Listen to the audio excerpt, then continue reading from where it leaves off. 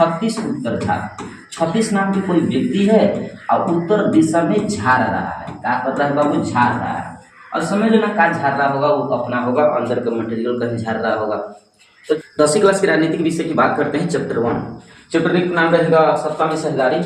कोशिश किया जाएगा एक, अगर ज़्यादा लंबा वीडियो हो जाएगा तो इसी क्लास को, इसमें लगभग 84 प्रश्न ऑब्जेक्टिव क्वेश्चन तैयार हुआ है। इस 84 प्रश्न में देखो कौन कौन है। पहला बात कि पिछले साल के जितना क्वेश्चन है सब इसमें डाल दिया गया है। दूसरा बात, जितना तुम्हारे किताब में है ना, किताब से ऑब्जेक्टिव क्वेश्चन जितना एनसीईआरटी से बनता है, भारतीय भवन से बनता है, सब इसमें डाल दिया गया है। 84 का क्वेश्चन इतना आसान मत समझो, 84 बहुत हो जाता है। इसके अलावा जो प्रीवियस ईयर के आधार पर जितना क्वेश्चन बन सकता है उससे रिलेटेड वो भी डाल दिया गया है। मतलब इतना 84 कर लोगे ना तो पहला चैप्टर से कौन ऑब्जेक्टिव क्वेश्चन छूटने वाला नहीं है। तो कोशिश करते हैं 2 वीडियो में बनाने के लिए। एक वीडियो में 80, एक वीडियो में 40-45, फिर से उसमें भी 40 के आसपास कर दिया जाएगा। देखो पहला क्वेश्चन देखो, भारत में कहाँ महिलाओं के लिए आरक्षण की व्यवस्था दिया गया है। देखो यहाँ से 2 प्रकार के क्वेश्चन पूछता है। पहला पूछेगा कि भारत में कामना क्षेत्र में, राजनीति के कई क्षेत्र होता है, लोकसभा होता है, विधानसभा होता है, पंचायती राज होता है, मंत्रिमंडल होता है। तो कामना क्षेत्र में महिलाओं को आरक्षण की व्यवस्था किया गया है। देखो सभी क्षेत्र में महिलाओं को आरक्षण नहीं दिया गया है। तो भारत में कहाँ महिलाओं के लिए आरक्षण मतलब रिजर्वेशन, उनका सीट एकदम उतना फिक्स है कि उतना महिला होनी चाहिए। तो रिजर्वेशन की बात करोगे ना तो आरक्षण की व्यवस्था पंचायती राज में की गई है। पंचायती राज में, हाँ ध्यान दो, अगर परीक्षा में पूछे कि भारत में कहाँ महिलाओं के आरक्षण की व्यवस्था किया गया है तो पंचायती राज में। कितना प्रतिशत? 33%। ये लोग ध्यान दो, 33%। मतलब 35% महिलाओं के लिए सीट रिजर्व कर दिया जाएगा, बाकी जितना बचेगा उतना मर्द दो आपस में फरियाते रहे, पुरुष लोग। अगर पूछे जाए बिहार में महिलाओं का आरक्षण कितना दिया गया है तो बताओगे 50%। ध्यान दो, फिर से परीक्षा में 2 क्वालिटी क्वेश्चन देखने को मिलेगा। पहला कि भारत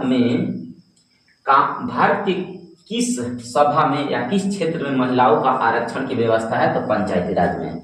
दूसरा पूछेगा भारत में महिलाओं का आरक्षण पंचायती राज में कितना प्रतिशत है तो 33%। तीसरा क्वेश्चन भारत में महिलाओं के लिए बिहार में, और भारत मिटा देगा और पूछेगा बिहार में महिलाओं के लिए पंचायती राज में कितना प्रतिशत आरक्षण है तो 50%।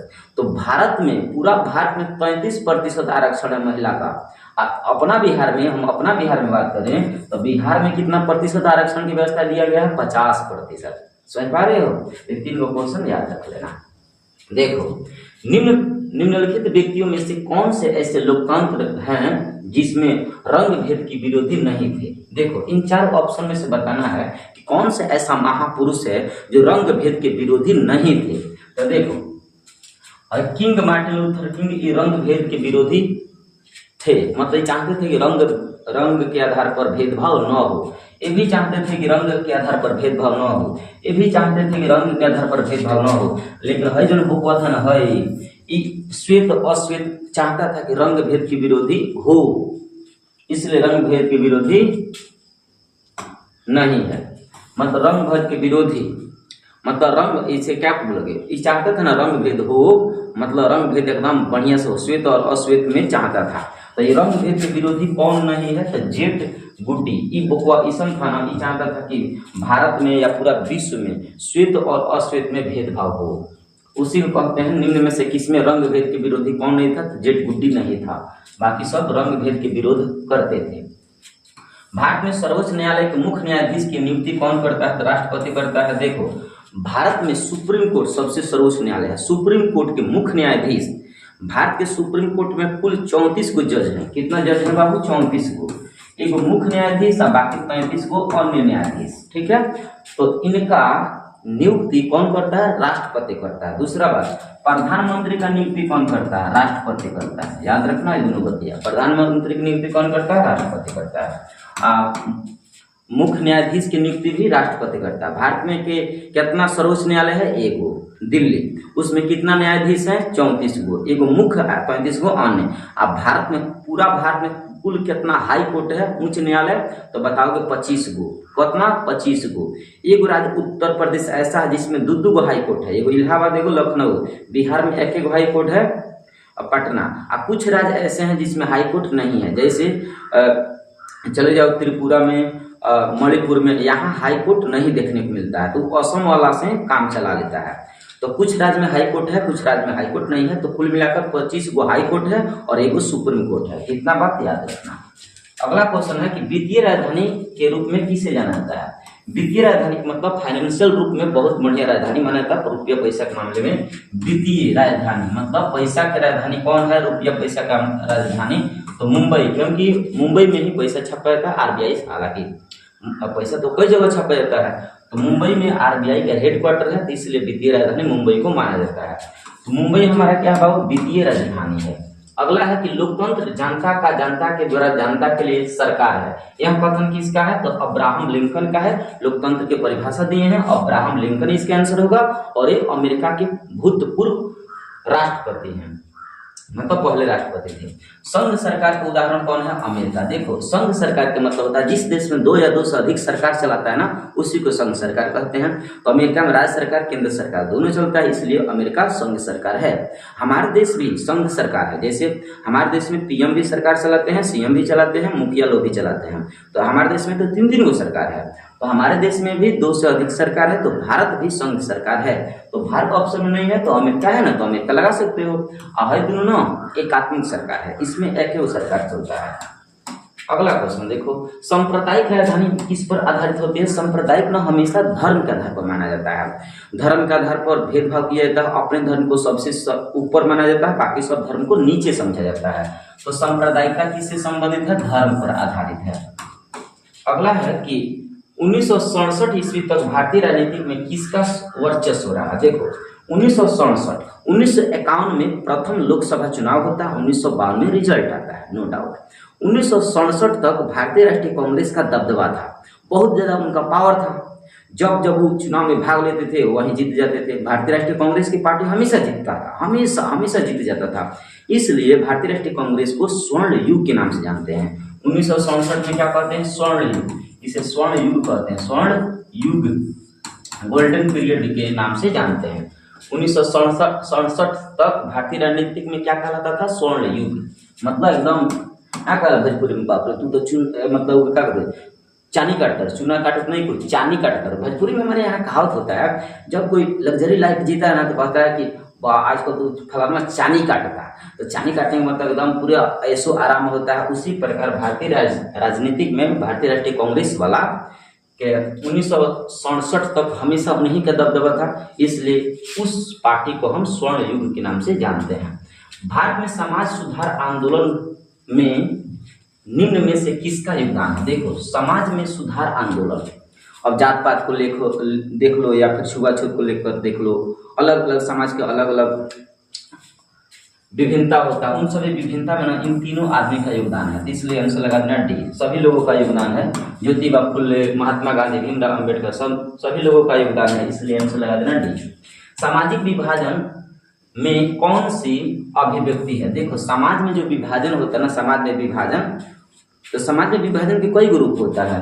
धर्म के आधार पर विभाजन हो जाता है, जाति के आधार पर, लिंग के आधार पर। तो वही देखो ऑप्शन में एन एन हो गया है, तो वही ऑप्शन में यहाँ लिखनी चाहिए डी। तो आंसर लगाना सब, वही डी होगा। डी देखो, ए है तो वही बी है, तो वही सी है, तो वही डी है। समझ रहे? एन एन हो गया है, तो सबके आधार पर विभाजन होता है, तो आंसर लगा देना डी। तो परीक्षा में डी सबसे नीचे होता है, तो डी लगाना, मतलब सभी के आधार पर भेदभाव विभाजन हमारे यहाँ होता है। भारतीय संविधान के किस अनुच्छेद में देश के सभी नागरिकों को स्वतंत्रता का मूल अधिकार दिया गया है? देखो, स्वतंत्रता का मूल अधिकार अनुच्छेद 19 में दिया गया है, जिसमें 6 प्रकार के अधिकार दिया गया है। कहीं घर बसाने का आज़ादी, कहीं शादी ब्याह करने का आज़ादी, और लेकिन उम्र होनी चाहिए 18 और 21 के रेशियो में, 18 लड़की का और 21 लड़का का। दूसरा बात कि कहीं व्यापार करने का आज़ादी, सत्य और अहिंसा के बल पर आंदोलन करने का आज़ादी, ये सब हमें स्वतंत्रता दी गई है अनुच्छेद 19 की भांति। भारतीय संविधान के किस अनुच्छेद में धर्म, वंश, जाति या जन्म स्थान के आधार पर किसी प्रकार के भेदभाव का निसंधान, मतलब भेदभाव का निषेध करता है? वहां लिखनी चाहिए निषेध करता है, मतलब माना करता है। तो अनुच्छेद 15 ना जाति, धर्म इत्यादि के भेदभाव पर माना किया जाता है, भेदभाव नहीं होनी चाहिए। और अनुच्छेद 15 नंबर, वर्ण व्यवस्था का व्यवस्थित रूप क्या है? देखो, हमारे देश में ना वर्ण व्यवस्था ब्राह्मण, क्षत्रिय, वैश्य, शूद्र 4 प्रकार का होता है। हमारे देश में वर्ण व्यवस्था मतलब जाति की व्यवस्था कितने कैटेगरी में है? व्यवस्थित रूप कौन कौन है? ब्राह्मण, क्षत्रिय, वैश्य, शूद्र सब है, इसलिए आंसर लगा देना डी। और 1961 इसे समझना, 1900 लिखा गया है, 1961 समझोगे। 1961 ईस्वी में मुंबई में मराठियों की संख्या कितना हुआ करता था? 34%। 1934 ईस्वी में महाराष्ट्र में बहुत ज़्यादा दलित और मराठियों के बीच में बहुत संघर्ष चला था, इसलिए क्वेश्चन वहाँ आ जाता है। 1961 में संघर्ष चला था, लड़ाई बहुत ज़्यादा सांप्रदायिक दंगा भी हो चुका था, मारामारी भी हो गया था। 34% मराठियों की संख्या उस समय थी। जाति व्यवस्था को निम्नलिखित में से किसने कमजोर किया? देखो बाबू, जाति व्यवस्था को कौन है जो कमजोर करता है? जाति व्यवस्था को रुपया पैसा भी कमजोर कर देता है, शिक्षा में वृद्धि भी कमजोर करता है, जो ज्यादा पढ़ लेता है तो कम वाले को कुछ बुझता ही नहीं है ते भी कमजोर कर देता है, शहरीकरण से ग्रामीण एरिया को कुछ बुझता नहीं है ते भी कमजोर कर देता है। आंसर लगा देना डी। जाति व्यवस्था को सब कमजोर करता है। अगला क्वेश्चन देखो, 1999 से लेकर 2000 ईस्वी के अनुसार गरीबी रेखा से नीचे रहने वालों में अनुसूचित जनजाति, जिसे बोलते हो शेड्यूल्ड ट्राइब कास्ट, एसटी जिसे बोलते हो, ग्रामीण क्षेत्रों में इनका प्रतिशत कितना है? तो इनका प्रतिशत देखोगे ना 45.8% है। कितना बाबू? 45.8%। श्रीलंका में सिंहली को किस वर्ष राजभाषा घोषित किया जाएगा? देखो 4 फरवरी 1948 ईस्वी को श्रीलंका को आज़ादी मिलता है ब्रिटेन से। 1956 ईस्वी में क्या करता है? श्रीलंका अपना देश के संविधान बनाता है और 1956 में ही श्रीलंका सिंहली भाषा को राजभाषा बनाता है और तमिल भाषा को छोड़ देता है, इसलिए वहाँ लड़ाई हो जाता है। भाषा के आधार पर बहुत ज़्यादा दंगा फसाद होने लगता है। आगे चलकर लिट्टू का भी स्थापना होता है, लिट्टे नाम याद रखना, लिट्टे। और लिट्टे का स्थापना 1976 में हुआ था और लिट्टे एक प्रकार के आतंकवादी संगठन है। लिट्टे जो श्रीलंका के आतंकवादी संगठन है 1976 में। तुम्हें बताना होगा बाबू कि 1976 में लिट्टे का स्थापना किसने किया था? जवाब दो, कमेंट सेक्शन में लिखो, तब हम समझ पाएंगे कौन कौन इस वीडियो को देख रहा है, कहाँ से देख रहा है। श्रीलंका में सिंहली को किस वर्ष में राजभाषा बनाया गया था? 1956 ईस्वी में राजभाषा बनाया गया था, तमिल भाषा को छोड़ दिया गया था। श्रीलंका में निम्न में से कौन सा धर्म है? तो देखो श्रीलंका में सब प्रकार के धर्म पाया जाता है, आंसर हो जाएगा डी, सभी प्रकार के धर्म कमोबेश पाया जाता है। भारत में कृषि क्षेत्र में महिलाओं की संख्या देखोगे ना तो 63 से 64% होता है। 63 से लेकर 64% तक भारत में कृषि के क्षेत्र में महिलाओं की भागीदारी होती है। 63 से 64, आंसर लगा देना डी। 15वीं लोकसभा में महिलाओं की भागीदारी कितनी थी? देखो बाबू 15वीं, 16वीं, 17वीं, 18वीं 4 को याद रखना, क्योंकि हाल ही में 18वीं लोकसभा चुनाव हुआ था 2024 में, ठीक ना। अब पहला लोकसभा चुनाव ऑब्जेक्टिव में पूछे तो क्या बताओगे? पहला लोकसभा चुनाव 1951 और 52 में हुआ था। 1951 में हुआ, 1952 में रिजल्ट आया। भारत में सबसे पहले चुनाव कब हुआ है? 1951 में, और 1952 में रिजल्ट आया। तो देख लेना ऑप्शन में क्या है, 1951 है कि 52 है, दोनों में से कोई एक लगा देना। और दोनों होगा तो किसको मान करोगे? 1952 वाले को, क्योंकि जब रिजल्ट निकलता है ना तो उसका मान्यता दिया जाता है। कौन पूछा? 15वां, तो 15वां लोकसभा चुनाव, उसके बाद से 16वां लोकसभा चुनाव, 17वां लोकसभा चुनाव और 18वां लोकसभा चुनाव। तो ऐसे ऐसे करके लोकसभा चुनाव सब हुआ है। अब देखो क्वेश्चन है कि 15वीं लोकसभा चुनाव में महिलाओं की भागीदारी कितनी थी? तो 10.6%, मतलब इसको 10% भी कह सकते हो, ठीक है। कितना कह सकते हो? 10% कह सकते हो। 15वीं लोकसभा चुनाव में महिलाओं की भागीदारी कितनी है? 15वीं का तो हो गया 10.6%। 16वीं का पूछा जाए तो 61, इसका संख्या एग्जैक्ट याद नहीं आ रहा है। 16वीं में पूछेगा संख्या, जैसे पूछा ना 2019 में क्वेश्चन पूछा कि 16वीं लोकसभा चुनाव में महिला की भागीदारी कितनी है, या फिर महिला कुल कितनी सीटें को हासिल की थी, जीत हासिल की थी। 61 को महिला सीट हासिल की थी, जीत हासिल की थी। तो 16वीं लोकसभा चुनाव में 61 को महिला जीती थी और 17वीं लोकसभा चुनाव में 78 महिला जीती थी और 18वीं लोकसभा चुनाव में 74 महिला जीती थी। तो 18वीं लोकसभा चुनाव 2024 में हुआ है, 2024 में, और ये हुआ 2019 में, ये हुआ 2014 में। तो 2014 में महिला 61 को जीतती थी और 2019 में महिला 78 को जीती थी और 2024 में जो 18वीं लोकसभा चुनाव है उसमें 74 को महिला जीत हासिल हासिल किए थे। तो ये तीनों रेशियो याद रखना ऑब्जेक्टिव में कहीं से बन सकता है। और 15वां लोकसभा चुनाव में महिला की भागीदारी 10% है, बस इतना याद रखना। बाकी सब संख्या में याद रखना, संख्या ये तीनों संख्या में पूछा है और ये प्रतिशत में पूछा है। भारत में पंचायती राज की संस्थाओं में महिलाओं का कितना प्रतिशत आरक्षण है? तो देखो भारत में बोला है ना, तो भारत में महिला का आरक्षण कितना है? 33%। अब बिहार में महिला का आरक्षण कितना है? तो 50%। याद रखना। अधिकारों और अवसरों के मामले में महिलाओं को विशेष प्रश्रय देने वाले व्यक्ति क्या कहलाते हैं? तो बताओ कि नारीवादी कहलाता है। क्या कहलाता है? नारीवाद। कौन सा आंदोलन लैंगिक समानता पर बल देता है? देखो नारीवादी जो आंदोलन होता है ना, लैंगिक समानता पर बल देता है। किस देश को सामाजिक विभेद के कारण विखंडन का सामना करना पड़ता है? देखो सामाजिक विभेद के कारण विखंडन का सामना करने का जो श्रेय जाता है ना, यूगोस्लाविया को जाता है। यूगोस्लाविया एक ऐसा देश है जहां सामाजिक जो विभेद है ना, अंतर भिन्न वो एगो विखंडन हो गया, विभाजन हो गया। तो ये कहाँ हुआ था? यूगोस्लाविया में हुआ था। यूगोस्लाविया याद रखना। इंग्लैंड में महिलाओं के वयस्क मताधिकार कब मिला था? देखो इंग्लैंड में महिलाओं को वयस्क मताधिकार, अगर पूछेगा क्वेश्चन वयस्क मताधिकार तो 1928 बताओगे। क्या बताओगे? 1928।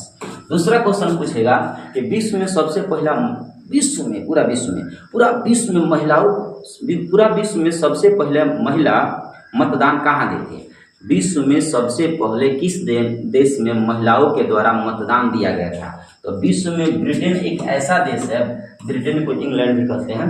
ब्रिटेन एक ऐसा देश है जहां सबसे पहला महिला वोट दी थी। कब? 1918 ईस्वी में। 1918 ईस्वी में सबसे पहले ब्रिटेन की महिला वोट देना चालू की। लेकिन यहाँ ना सभी महिलाओं को इजाजत नहीं दिया गया था। यहाँ बोला गया था कि जो महिला 30 या 32 वर्ष से ऊपर होगी, 32 वर्ष फिक्स है, 32 वर्ष से ऊपर होगी और उसके पास धन संपत्ति ज्यादा होगा, या फिर किसी स्नातक मतलब कहीं महाविद्यालय में जॉब कर रही होगी या फिर पढ़ा रही होगी, तो उन सभी महिलाओं को मत देने का अधिकार है। बाकी सब महिला को मत देने का अधिकार नहीं है। इसका मतलब क्या है? 1918 में भेदभाव हुआ है। इसको हम वयस्क मताधिकार तो नहीं कह सकते हैं। वयस्क मतलब सभी लोगों को नौजवान अवस्था में या फिर युवा अवस्था में सभी महिलाओं को मत देने का अधिकार वयस्क मताधिकार या सार्वभौमिक मताधिकार कहलाता है। लेकिन ये तो भेदभाव न हो रहा है क्या? 32 वर्ष से ऊपर होगी महिला तभी दे सकती है, वो भी जिसके पास धन संपत्ति ज्यादा होगा या फिर महाविद्यालय में पढ़ा रही होगी। तो बताओ गरीब गुरबा महिला नहीं दे सकती है, अनपढ़ महिला नहीं दे सकती है, तो नहीं दे सकती थी 1918 में। इसलिए 1918 को रद्द करके 1928 में वयस्क मताधिकार कब लागू किया गया? 1928 में। तो ऑप्शन पूछेगा वयस्क मताधिकार 1928 बताओगे। और दूसरा क्वेश्चन पूछेगा कि पूरा विश्व में सबसे पहले कहाँ महिला के द्वारा मत दिया गया था? तो ब्रिटेन में। सामाजिक विभाजन का आधार नहीं है। देखो मानवता सामाजिक विभाजन के आधार नहीं होता है। जाति भाषा धर्म आधार होता है विभाजन का, लेकिन मानवता आधार नहीं होता है। आंसर होगा मानवता। नस्ल का आधार क्या है? जीव शास्त्र। नस्ल जीव मतलब जीवन का नस्ल होता है। धार्मिक आर्थिक सामाजिक का नस्ल नहीं होता, जीव का नस्ल होता है, जीव शास्त्र का नस्ल होता है। भारत में सामाजिक विभाजन क्या है? तो देखो भारत में सामाजिक विभाजन बहुत जटिल है, बहुत कठोर है, बहुत हार्ड है। तो भारत के सामाजिक विभाजन बहुत जटिल है। मुंबई में उत्तरी भारतीय हिंदी भाषी लोग माने जाते हैं। तो बताओ गरीब भैया। मुंबई के उत्तर जो क्षेत्र है ना, मुंबई बहुत बड़ा शहर है, तो मुंबई के सबसे उत्तरी भाग के जो लोग हैं उनको बिहारी भैया के नाम से जानते हैं। सब के सब बिहार के लोग हैं, सॉरी गरीब भैया, बिहारी नहीं गरीब भैया। बिहार उत्तर प्रदेश उड़ीसा इत्यादि राज्यों से वहाँ जाकर बस गए हैं और मजदूरी के काम करते हैं, उनको गरीब भैया कहा जाता है। क्या कहोगे? गरीब भैया। असम में बिहारियों पर हमला होने वाले अत्याचार का आधार क्या है? देखो असम में एक बार हमला हुआ था 1979 से लेकर 1988 के बीच में, बहुत लंबा दिन तक हमला होता रहा। असम में बिहारी से कुछ मजदूर जाकर काम कर रहे थे, तो असम के लोगों को देखा नहीं गया। असम के लोग कहते हैं कि बिहार के लोग हमारे एरिया में आकर संसाधन को दुरुपयोग करते हैं, रोजगार को छीन रहे हैं। असम के स्थानीय लोगों को रोजगार नहीं मिल रहा है, बिहार के लोगों को मतलब रोजगार मिल रहा है। इसी को लेकर उग्रवादी असम में फैल जाता है और बिहार वालों को बहुत ज़्यादा मार दिया जाता है, बहुत ज़्यादा मार दिया जाता है। उसमें 60-70 आदमी लोग मारे जाते हैं, मर जाते हैं, मृत घोषित होते हैं। तो वहीं कह रहा है कि असम में बिहारियों पर हमला का अत्याचार का था, तो कह देना क्षेत्रवाद कि तू बिहार के क्षेत्र का हुआ तो तारा के मारे न, असम का हुआ तो हम तारा का नाम मारे। तो असम के लोगों को रोजगार बिहार के लोग छीन रहे थे, उनको लगा ऐसा। हमारे बिहार वासियों के साथ ऐसा ही होता है यार, बिहार में कोई तो उद्योग धंधा तो है नहीं, मजबूरी में हम बिहार वासी दूसरे राज्यों में जाकर खटते हैं। अब वोट कौन पाता है? बिहार के नेता पाता है, लेकिन बिहार के नेता हमारे लिए कुछ करता नहीं है। तो दोष हम में है कि हम ऐसे प्रतिनिधि को चुनते हैं जो हमारे लिए कुछ नहीं कर रहा है। जब दोष हम में है तो हम ही ना भुगतेंगे इसका, दूसरा कौन भुगतेगा? जैसा रोहन है गार्जियन लोग का, वैसे तो ठीक हो रहा है। नेता किसान घटिया घटिया चुनता अकलोल बकलोल क्या कहा है। दलित और महादलित का एक नया पहचान क्या है? बताओ कि दलित और महादलित बिहार में दलितों को पहचान ज़्यादा होता है। बिहार पहले बिहारी के नाम से प्रसिद्ध होता है, तो दलित और महादलित का जो पहचान बन चुका बिहारी जब भी नाम को आता है तो समझ में बिहारी को दलित लोग समझते हैं, बीमारू राज समझते हैं। हालांकि बीमारू राज बिहार है, लेकिन दलित के नाम से भी प्रसिद्ध है बिहारी, तो बिहार के नाम से जानते हैं। दलित और महादलित किसके नाम से प्रसिद्ध है? बिहारी के नाम से। बांग्लादेश का उदय कब हुआ? बांग्लादेश का उदय मतलब बांग्लादेश पूर्वी बंगाल पहले नाम जाना जाता था। 1971 से पहले बांग्लादेश को पूर्वी पाकिस्तान के नाम से जाना जाता था। तो पूर्वी पाकिस्तान में बहुत भयंकर लड़ाई होता है, जिसमें पाकिस्तान को मारकर उलट दिया गया। भारत सरकार बहुत ज़्यादा उसमें मारा था, 93,000 सैनिकों को सरेंडर बुलवा दिया था, जिसमें बांग्लादेश का आज़ादी मिला। तो बांग्लादेश का आज़ादी कब मिला? 1971 ईस्वी को, 16 दिसंबर 1971 ईस्वी को बांग्लादेश को आज़ादी मिला है। उसी को बोलते हैं उदय कब हुआ? 1971 ईस्वी को बांग्लादेश का उदय हुआ। लोकतंत्र का एक शासन व्यवस्था कौन है? तो सब है। लोकतंत्र में बी है, सब आंसर हो जाएगा। भारत का किस तरह लोकतंत्र है? अप्रत्यक्ष है। भारत का लोकतंत्र किस प्रकार है? अप्रत्यक्ष। अप्रत्यक्ष का मतलब होता है कि हमारा जो सरकार होता है ना, जैसे मोदी सरकार, तो मोदी सरकार के चुनाव हम लोग अप्रत्यक्ष विधि द्वारा चुनते हैं। हम लोग एमपी के चुनाव करते हैं या एमएलए के चुनाव करते हैं, और एमएलए में से एमएलए सीएम या पीएम का चुनाव करता है। इस प्रकार ही हुआ अप्रत्यक्ष। तो भारत का सरकार कैसा है? अप्रत्यक्ष है, प्रत्यक्ष नहीं है। ठीक ना? चुनाव 2 प्रकार का होता है, आपको क्लास में बताया गया था। कौन? ईसाई बहुल देश है। ईसाई बहुल देश का मतलब होता है जहाँ ईसाई धर्म के लोग ज्यादा होते हैं, उसी को हम ईसाई बहुल देश कहते हैं। तो देखो, उत्तरी आयरलैंड और नीदरलैंड, इन दोनों में ईसाई बहुल क्षेत्र पाया जाता है। झारखंड राज्य का उदय कब हुआ? तो देखो, 3 प्रकार के ऐसा राज्य है जहाँ पूछेगा। तो सबसे पहले 5 गो यहाँ से प्रश्न समझो। पहला प्रश्न इस समय ना, भाषा के आधार पर सबसे पहले विभाजन कब हुआ? भाषा के आधार पर सबसे पहला राज्य का गठन कब हुआ? हेलो, ध्यान दो, क्वेश्चन बहुत महत्वपूर्ण है, इम्पोर्टेंट क्वेश्चन है।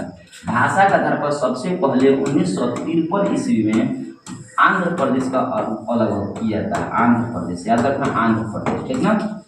परीक्षा में पूछेगा भाषा के आधार पर सबसे पहले किस राज्य का गठन किया गया था? तो आंध्र प्रदेश का गठन हुआ था 1953 ईस्वी में। दूसरा बात, सबसे पहले का है राज्य का गठन, सबसे पहले राज्य का गठन यही हुआ है। सबसे अंतिम पूछे तो बताओ तेलंगाना। सबसे अंतिम राज्य का गठन कब हुआ? कब हुआ? 2014 ईस्वी में 1 जून, एग्जैक्ट याद नहीं रहा, मतलब जून महीना था। जून महीना 2014 ईस्वी को तेलंगाना को राज्य बनाया जाता है, आंध्र प्रदेश से अलग करके। तो ये सबसे नवका राज्य है और सबसे पुराना का राज्य है। दूसरा बात, झारखंड राज्य 2000 ईस्वी को, 2000 ईस्वी में 3 को राज्य अलग होता है, 1 नवंबर, 9 नवंबर और 15 नवंबर। ध्यान दो, 2000 ईस्वी में भारत के 3 गो राज्यों का गठन किया जाता है। कौन कौन राज्यों का गठन किया जाता है? ध्यान से सुनो। 1 नवंबर को छत्तीसगढ़ अलग होता है, छत्तीस उत्तर छत्तीसगढ़। ठीक है, छत्तीसगढ़, ये नाम याद रखना। और 9 नवंबर 2000 को उत्तराखंड अलग होता है, उत्तराखंड, याद रखना। 9 नवंबर को किस राज्य का उत्पत्ति होता है? उत्तराखंड को। 1 नवंबर को छत्तीसगढ़ राज्य की उत्पत्ति होता है, और 15 नवंबर को हमारा झारखंड का उत्पत्ति होता है। झारखंड, याद रखना, झारखंड का उत्पत्ति होता है। इससे एगो ट्रिक हम दे रहे हैं, ट्रिक याद कर लेना। 36 उत्तर झार, ट्रिक क्या है? 36 उत्तर झार। 36 नाम की कोई व्यक्ति है और उत्तर दिशा में झाड़ रहा है। क्या कर रहा है बाबू? झाड़ रहा है। और समझ लेना क्या झाड़ रहा होगा, वो अपना होगा अंदर का मटेरियल कहीं झाड़ रहा होगा। तो 36 मतलब छत्तीसगढ़ 1 नवंबर, उत्तर मतलब उत्तराखंड, झाड़ मतलब झारखंड, 36 उत्तर झाड़, तो छत्तीसगढ़, उत्तराखंड और झारखंड 1 नवंबर 2 नवंबर 1 नवंबर 9 नवंबर और 15 नवंबर को अलग हुआ था। तो 15 नवंबर 2000 ईस्वी को झारखंड अलग हुआ है, तो याद रखना 15 नवंबर है, ऑप्शन हो जाएगा सी। अगर पूछता उत्तराखंड राज्य का गठन तो 9 नवंबर 2000, तो 9 नवंबर 2000 है उत्तराखंड का हो जाएगा। और 1 नवंबर पूछता तो 1 नवंबर 2000 ईस्वी को है छत्तीसगढ़ हो जाता। तो ये ऑप्शन याद रखना, पूरा कंटेंट लिख लो, कहीं से भी ऑब्जेक्टिव क्वेश्चन बन सकता है। ओके, हम बढ़ते हैं। चलो इसके बाद बात करते हैं संविधान का कौन सा अनुच्छेद धर्म, वंश, जाति, स्थान के आधार पर किसी प्रकार के भेदभाव का निषेध करता है। देखो धर्म का आधार पर भेदभाव न करता है तो अनुच्छेद 15 हो जाएगा। क्या होगा? अनुच्छेद 15 हो जाएगा। क्षेत्रवाद की भावना क्या होता है? अलगाववाद होता है। ब्रुसेल्स में 80% लोग किस भाषा के थे? फ्रेंच भाषा के थे। मराठी मानुष का विवाद किस राज्य से है? तो बताओ, महाराष्ट्र से विवाद है, मराठी महाराष्ट्र, याद रखना। श्रीलंका का सामाजिक विभाजन किस स्तर पर होता है? तो बताओगे क्षेत्रीय और सामाजिक दोनों स्तर पर होता है। तो 41 का हो जाएगा सी। तो इस वीडियो में हम 41 को क्वेश्चन रहने देते हैं, मिलते हैं अगले वीडियो में। इसी वीडियो का मतलब इसी चैप्टर का पार्ट 2 होगा। ओके।